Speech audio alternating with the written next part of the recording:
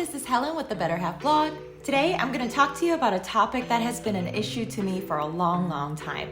Now, I'm talking about bringing small ideas into life. Now, some of the times, these ideas are not valid, they're not good, they're not legit, and they're nothing that's going to do anything to society or for ourselves.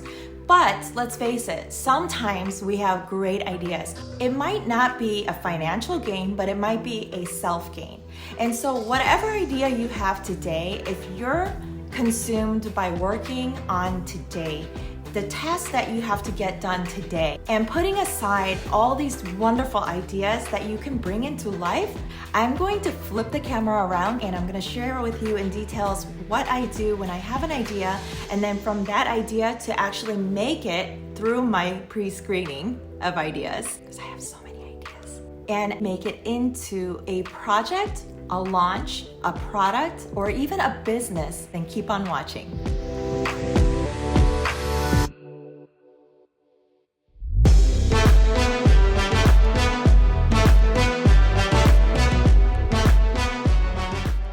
I want you to understand that when you get started on an idea, you're already 50% to the finish line. What do I mean by that? I tell this to my children all the time. When you have this amazing idea, well, to you at the time, it's an amazing idea. And until it comes to life, really it's just an idea, right? It's not an invention, it's not a product, it's not a business, it's nothing more than just an idea. When you get started putting pen to paper or even using your phone apps, you're already 50% on to this project. That's something that I want you to understand going into this video. I've organized myself even just preparing for this idea of how I get things done. In the past, I've brought an idea into a product, a project, and even collaborations. And even beyond that is business. Now, we moved from California to Arizona 4 years ago. We started this business, and that business actually came from an idea. We did not purchase a business that was already existing. We started from scratch. How? Well, that's what I'm going to share with you today. So I have this amazing idea. Again, it's an idea. So what I will do is I will use that one little idea that I had, and I'll make it into a project if it's worth making it into a project. And if it's worth making a project out of it, I will share with you how I diligently work on it step by step to make it into something real. So let's get started. This is my Hobonichi weeks. This is like, I call it my smartphone on paper. I carry this everywhere throughout the house. When I go to bed, it comes right next to me on the lamp table. When I go to the kitchen, it comes to the kitchen table. When I use the restroom, it literally follows me, okay, fine, all the way to the restroom sink, okay? That's how closely this one stays with me. And I'll tell you the reason why. One of the biggest fails of people who are always creating new ideas but never bring it into life is that they don't write it down. Something that I made it a habit many years ago was just jotting things down. You could call it brain dump, you could call it anything you want, but really I'm jotting things down throughout the day. It doesn't have to make sense to me. It doesn't have to make sense to anybody who reads it. But what I know is that I had a sudden inspiration and I want to put that on paper. Or a lot of the times before I started using pen and paper, I used a lot of my phone apps to do that. So some of the phone apps that I use regularly were Note app on the iPhone. And when I switched over to my Android phone for a little less than a year, I started using other Note apps on Android. So I have an idea. This is the first thing I would do. I would grab my Hobonichi weeks, I would go to the back section here, and remember I color code everything. So the month of January, I'm color coding it this blue. I would take my blue highlighter and with a little bit of a thicker pen, I would just write idea. so I know what this page is about.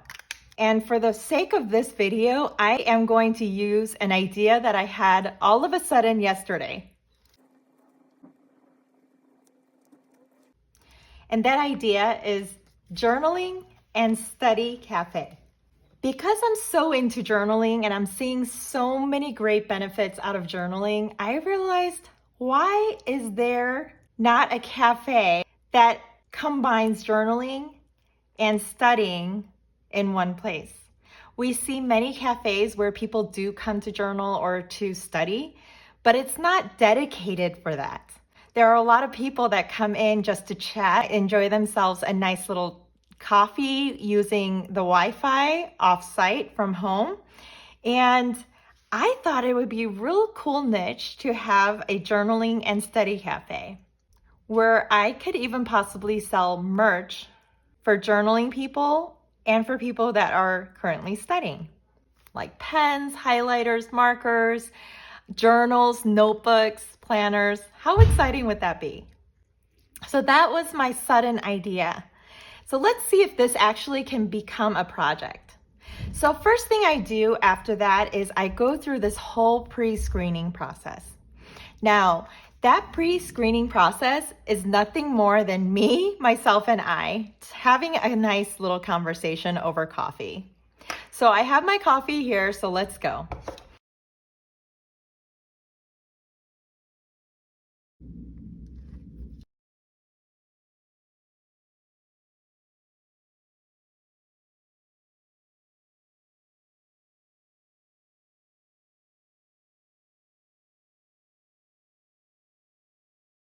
Here are the 6 questions I would ask to myself.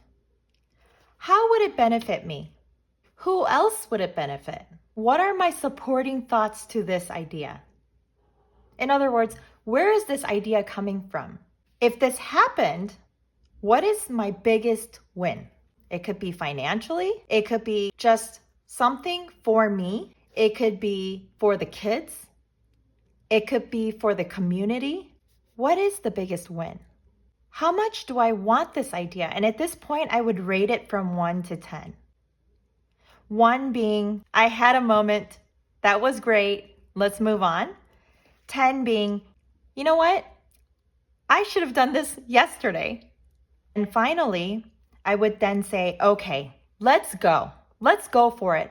Even if it fails, let's continue on the process. Or I would just say hard pass. And many times it's here, the hard pass. But sometimes it's a okay, let's go. For example, when there was a small idea to start this business that we have now, my husband and I, in Arizona, it took to create from an idea into a project, and from a project, it took me another 3 years until we actually opened this business. Sometimes it takes a longer period of time, but that diligency will definitely pay off in the long run. Next, I have this notebook in a Moterm cover, and it's a Stalogy A5, and I write a lot of notes and a lot of just my brain dump into this notebook. So I would use a notebook like this to write down my idea. And from that idea, then I go into the whole goal setting process here. If you haven't watched my goal setting process video, make sure to go watch it. I will link it up here as well as down below in the description box. I go through the whole goal setting process with this one idea. So in my goal setting process, you've seen me use the whole yearly, monthly, weekly, and daily things to do. So as I go from the left all the way to the right, it really gets into nitty-gritty details of what I need to do on a daily basis to work towards this goal or this idea in this instance. So I've listed down some things that I can do throughout the month. Here, majority of what I need to do towards this idea is research. Now, I haven't owned a cafe in my entire life. I have no idea how a cafe runs. I don't know where to get the coffee, the good kind, obviously. And I absolutely have no idea if the students and the journaling people are even looking for a place like this. So I'm going to have to do a lot of research with actual surveys, as well as my own personal research to understand this business a bit better.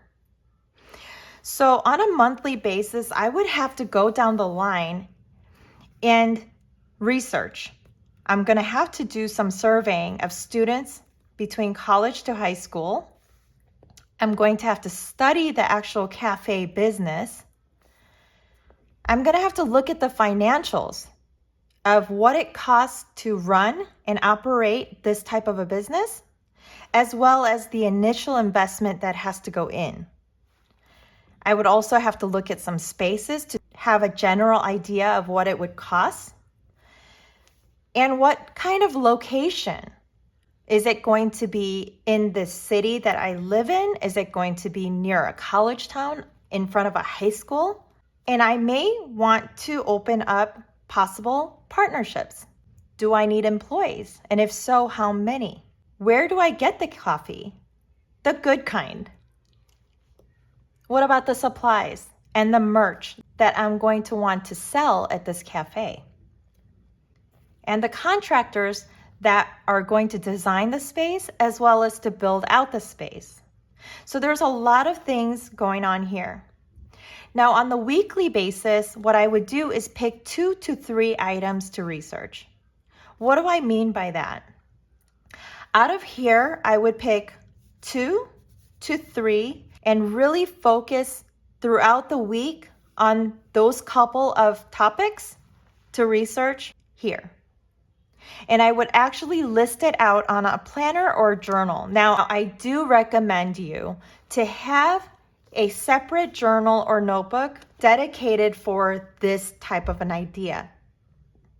If it's big enough for you to say, yes, let's go for it, and not a hard pass, it's big enough to have its own journal or notebook. So for me, as an example, I have a goal this year. It was a small idea, and now it's coming into life to create a YouTube channel where I myself can learn a lot about functional planning methods and win myself a lot of productivity and happiness, as well as to help others to create that type of a lifestyle that I desire as well. So I've started a YouTube channel here, and this came from a small idea, and I dedicate this journal, and it's actually a planner that I am using as a journal. And on a weekly basis, as you've seen here, because I have a whole monthly view of what I need to be doing in this journal for YouTube.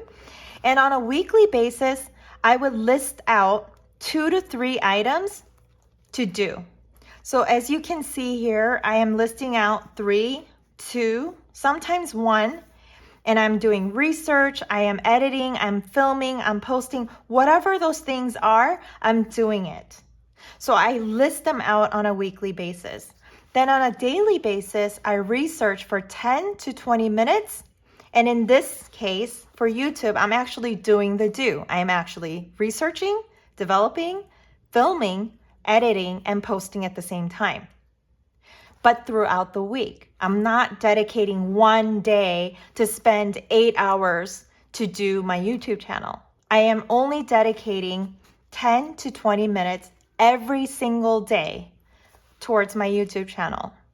And then I jot down those notes. Now I have this journal that I am showing you now as what I use for my YouTube. But for instance, if I were to take this idea and move it on to a project, I wouldn't mind to use a planner like this. It has the yearly view, the monthly view, and then it goes into the weeklies. So for instance, I would list out 2 to 3 items to research here. So I would probably write them down here. For example, survey 100 students. 50 college and 50 high school. study cafe business, very general. And maybe the third one, the financials. What would it cost? And on a weekly basis, I would list everything out here. I would list out what to do on each day. I would plan it out for the whole week. Because on a daily basis, remember, we're only spending 10 to 20 minutes per day to actually do the research. Then I would jot down any notes from the research on this notebook in the dedicated day space. So that's what I would do to take that idea and actually input it into my daily routine every single day for 10 to 20 minutes. I want you to take away the fact that an idea should never be ignored. When you're working on your idea on a daily basis, even if it's only for 10 to 20 minutes every single day, watch this idea grow into something bigger and better and beyond what you even imagined every single day. So I challenge you to take your idea, put pen to paper, and take it on a daily basis and see where it goes. I would love to see comments down below to see if I've challenged you or inspired you in any way through this video. Thank you for watching, and until next time, bye.